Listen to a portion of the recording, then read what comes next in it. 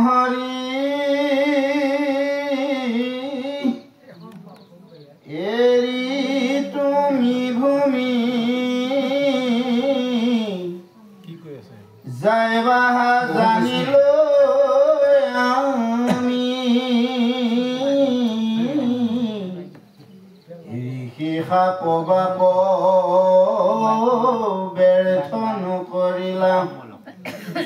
যিহেতু জগত স্বামী তোমাৰ চৰণ নেদেখি খনেকো থাকিবে নোৱাৰো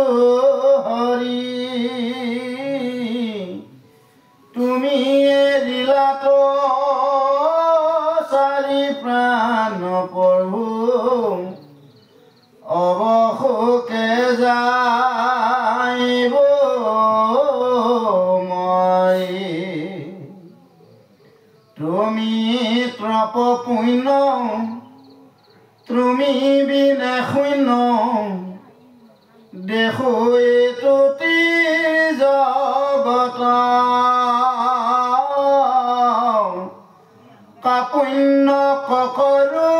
চৰণত ধৰো লয়ো কমুক লগত তোমাৰ চৰণ পংকজ পুজিবে কতো পুণ্য পাইলো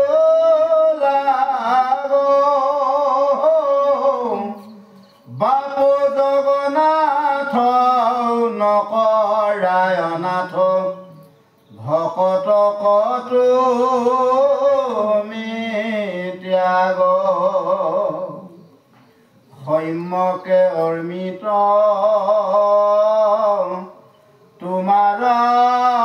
চৰিত্ৰ শুনে মাত্ৰ যিটো নৰে পায়া প্ৰেম ভাৱ নেৰেত্ৰ জোপাও বিষয় কোপ হৰে শয়নে ভোজনে স্নান গোট পচনে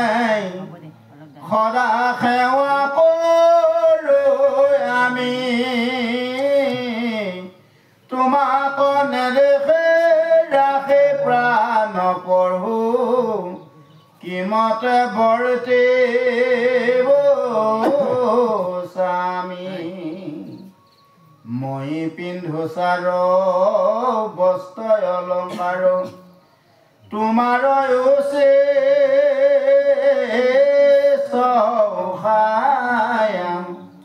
দৰাই আছো চিত কিনো বিপৰীত তৰিবু দুষ্ট মায়া জ্ঞানী গণে দুখে ইন্দ্ৰিয় কদমী কামকো ধমোজিনী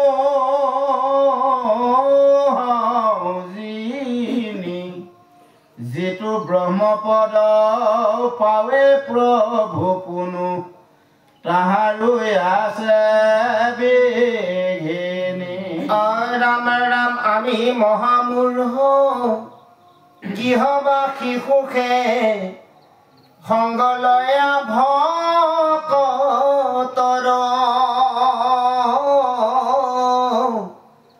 তোমাৰ চৰিত্ৰ কথা শুনিলাতে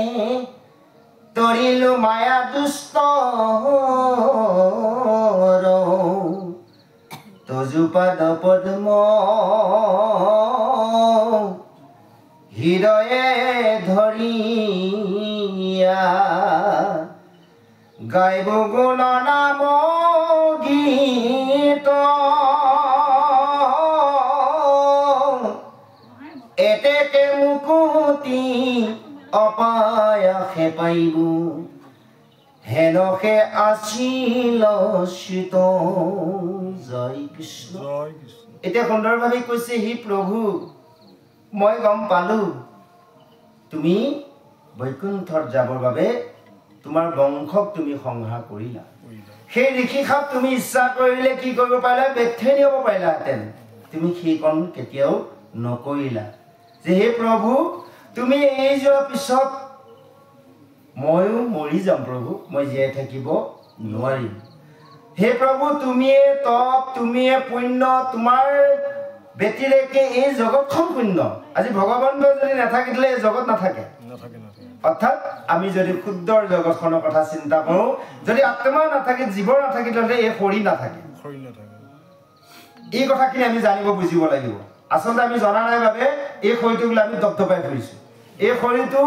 আত্মাৰ ব্যতিৰেকে অবিহনে শৰীৰ নচলে আমাৰ 24 তত্ত্ব থাকিব পাৰে শৰীৰ হয়নে বা মন বুদ্ধি চিত্ত অহংকাৰ এতিয়া কয় মনে ৰজা মনে প্ৰজা মন আচলতে মন্ত্ৰী মন ৰজা কেতিয়াও নহয় মন হ'লে মন্ত্ৰী যেনেকৈ মন্ত্ৰীজনে ৰজাক ঠগিব বিচাৰে ৰজাক লেং মাৰিব বিচাৰে তদ্ৰূপ আমাৰ ৰজা হৈছে আত্মা কিন্তু মন্ত্ৰী হ'ল মন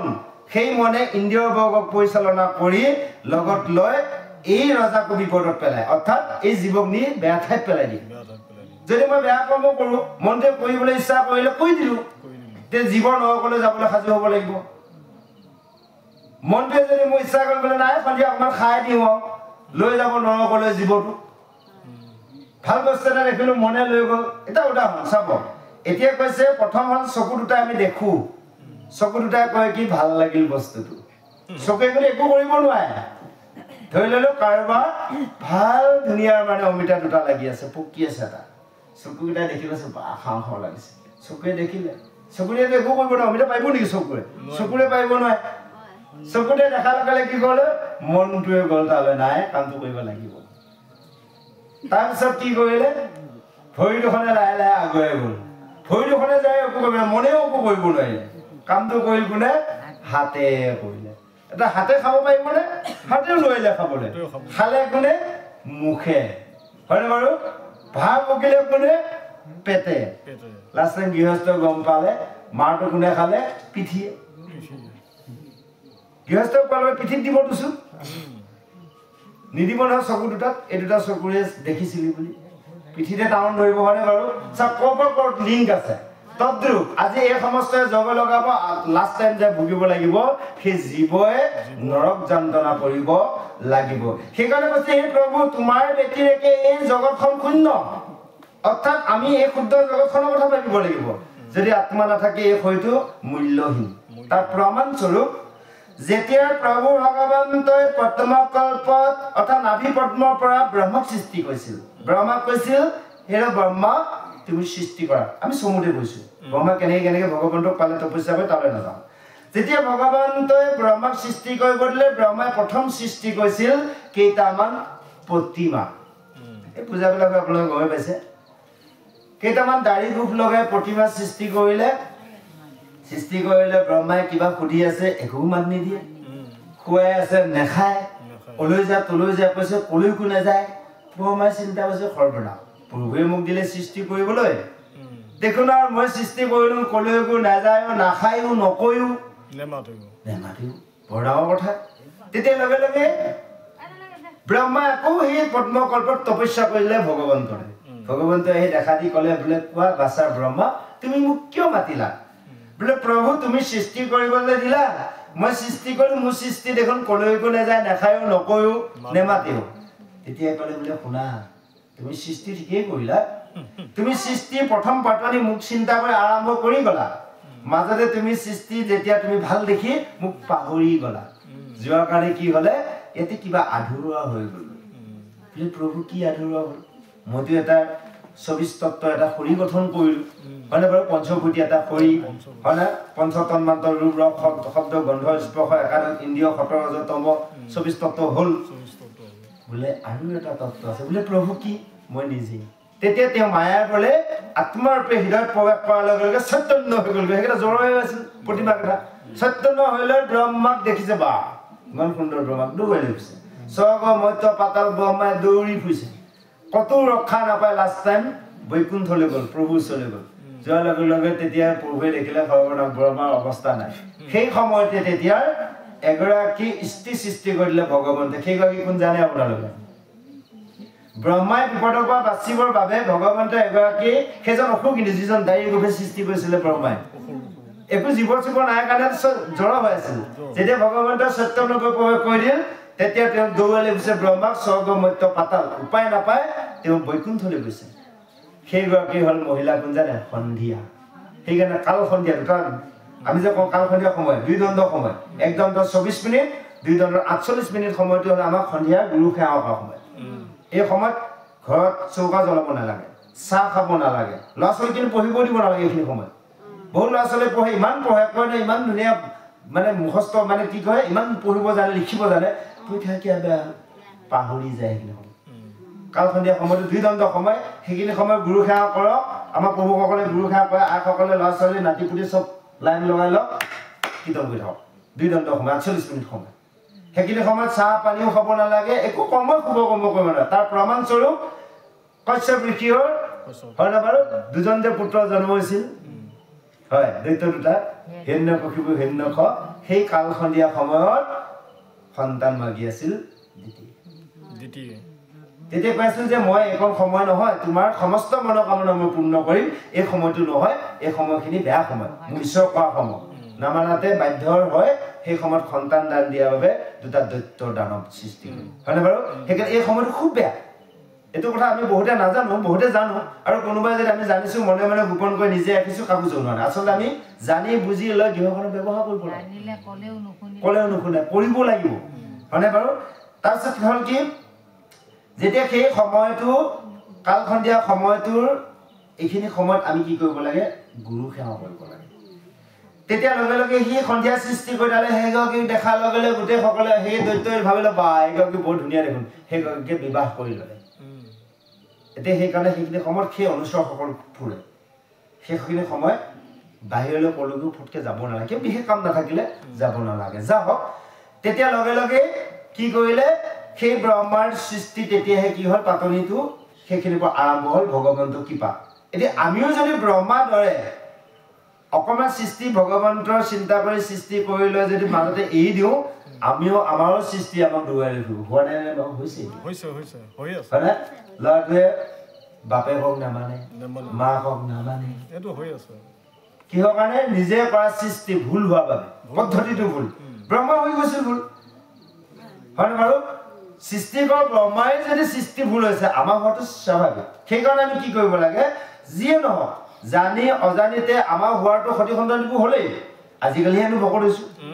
আগতে আমি হোৱা নাই তথাপি ভগৱন্তৰ কৃপাত আপোনালোকৰ আশীৰ্বাদত আমাৰ যেনিবা ল'ৰাক গৰ্ভতে নিৰামিষ তাৰমানে আগত আমাৰ ছোৱালীজনীৰ ক্ষেত্ৰত একো নাজানিলো ল'ৰাৰ ক্ষেত্ৰত অকণমান কিবা অলপ বুজি পালো ঈশ্বৰে অলপ কিবা জ্ঞান দিলে ল'ৰা যেনিবা গৰ্ভতে নিৰামিষ একেবাৰে নিৰামিষ আৰু যা হওক কথা কি আগতে আমি নাজানো ল'ৰা ছোৱালী জন্ম হ'লে এইকেইটাক পেলাই দিমগৈ নেকি সেইকেইটাকো আমি কিবা কৰি নি মানে ঈশ্বৰৰ ওচৰত শৰণাপন্ন তেওঁলোকক কৰাব লাগে বাকীখিনি যিয়ে নহওক হ'লে তেওঁলোকক জ্ঞান বুদ্ধি দিব লাগিব আৰু এটা প্ৰসংগ আহে ধৰি ল'লে এতিয়া ল'ৰাৰ